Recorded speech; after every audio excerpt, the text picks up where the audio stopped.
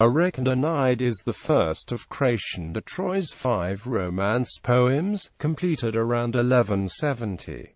It is one of 3 completed works by the author, consisting of about 7,000 lines of Old French. The poem is one of the earliest known Arthurian romances in any language, predated only by the Welsh prose narrative Culhwch and Olwen. Importance: Chrétien de Troyes played a primary role in the formation of Arthurian romance and is influential up until the latest romances. Erec and Enide features many of the common elements of Arthurian romance, such as Arthurian characters, the knightly quest, and women or love as a catalyst to action. While it is not the first story to use conventions of the Arthurian characters and setting, Chrétien de Troyes is credited with the invention of the Arthurian romance genre by establishing expectation with his contemporary audience based on its prior knowledge of the subjects. Popular in its own day, the poem was translated into several other languages,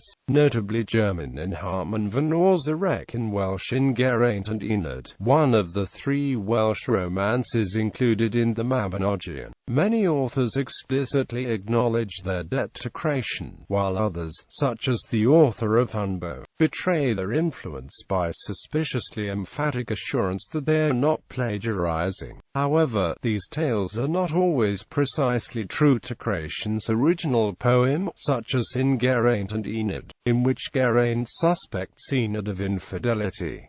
Manuscripts and Additions. Erec and Enide has come down to the present day in 7 manuscripts and various fragments. The poem comprises 6,878 octosyllables in rhymed couplets.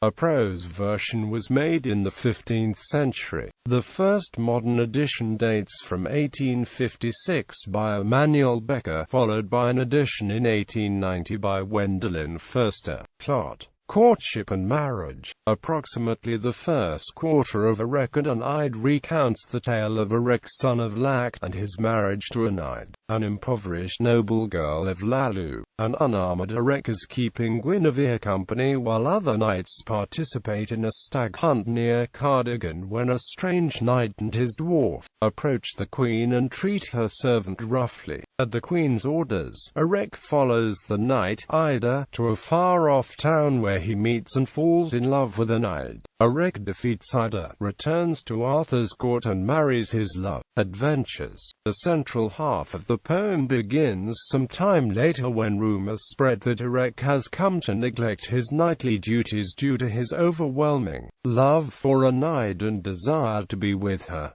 He overhears Enide crying over this and orders her to prepare for a journey to parts unknown. He commands her to be silent throughout, but she disobeys several times to warn him of danger. Erec defeats a string of knights and captures a string of horses, overcomes 2 counts who in turn attempt to kill him and have Enide, and, after defeating him in a joust, makes a friend of Givred the Small, an Irish lord with family connections to Pembroke and Scotland. Joy of the Court Coronation. The last quarter of the poem adds another episode, referred to as the Joy of the Court, in which Erec and Enide set free prisoners and meet relations, before in time they are crowned king and queen of Nantes in a lavishly described ceremony. Motifs Themes. Tests. Erec and Enide displays the themes of love and chivalry that Chrétien continues in his later work.